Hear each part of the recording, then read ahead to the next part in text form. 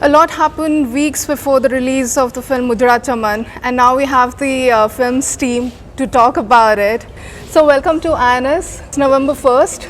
It wasn't the original date that you had planned to release. So tell me about the legal battle, and do you feel that you're victorious in it?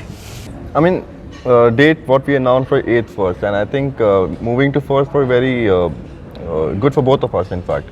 I mean, they have their own solo week, I have my own solo week.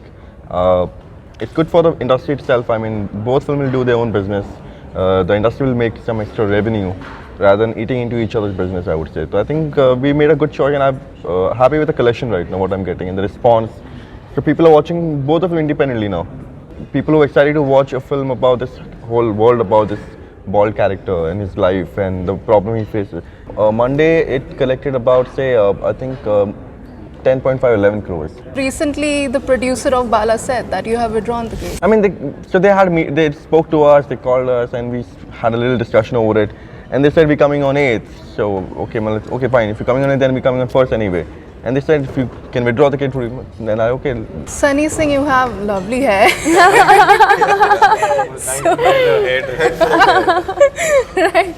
So playing a character who's suffering from premature balding, when you were approached for this movie, what was your first reaction? I was very happy about it. Like when I was talking about the character and I saw the movie which he asked me to, it was a lovely character, and any actor would love to do that. So I think my reaction was superb, and like let's go for it. I was waiting to shoot, and we started working on the character, the body language, the dialect, and everything. So I think the whole process was really great. Right, Karishma, what about you? Attaching to a film like this, what were your thoughts?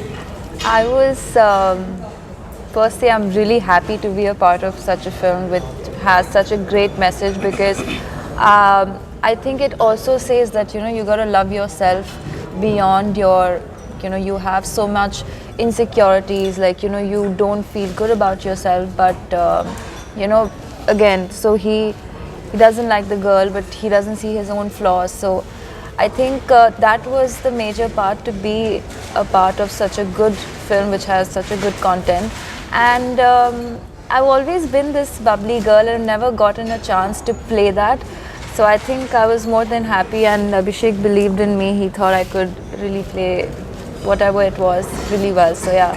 So right before the release of the movie, there were new posters unveiled on social media.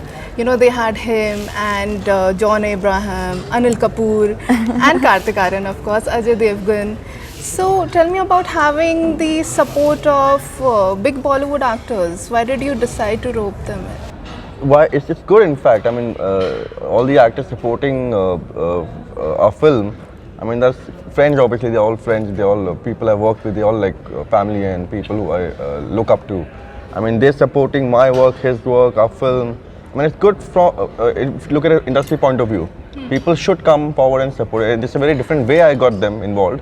I mean, normally people just share a tweet or an Insta post. Yes. But I'm really thankful to them. They did this one step further thing, which for me. Getting into the legal thing.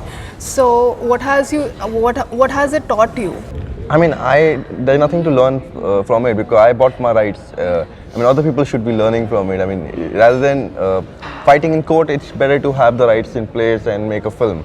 I mean, it's painful for both the parties, I would say, because the process of filmmaking shouldn't be in court. It should be in the edit room at that point. So rather me focusing on the film, I'm also focusing on these papers, which are documents which belongs to the court and the lawyers and all. So I think it's always good to just buy rights and honor the filmmakers, give due credit to them. Being creative people, I think that's something, the smallest we should be doing, at least I would say. In fact, plagiarism is something that's affecting film as well as music industries.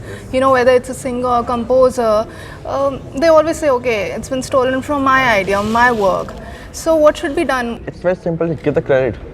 I mean, honor the credit, honor the artist. I mean, they're not going to say no. If they say no, that's a different thing. But I mean, you taking the credit of being the original creator, that's not fair. I mean, I'm making films, everyone is making films. Someday, 5 years down the line, someone will make a film saying it's my content, then how will you feel about it? So it's as simple as that. Just If someone made it and you get, even if you get inspired, give the credit.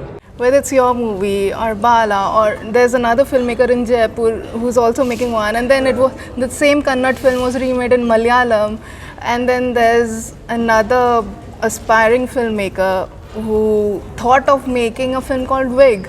So what is it about premature balding that's really caught up with people? See, I think the only source I got to know through was Kannada film. That got made in 2017. I mean, it's not a issue which is like a recession which hit right now suddenly. It's there. It's been there from ages, centuries. People do get bald. I mean, why this idea came to everyone, and because maybe some people got inspired by the 2017 film.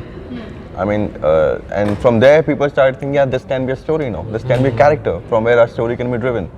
And so I think from there, I think people started thinking about it. I mean, I saw it, Levina saw it. I actually went and approached them and got the rights.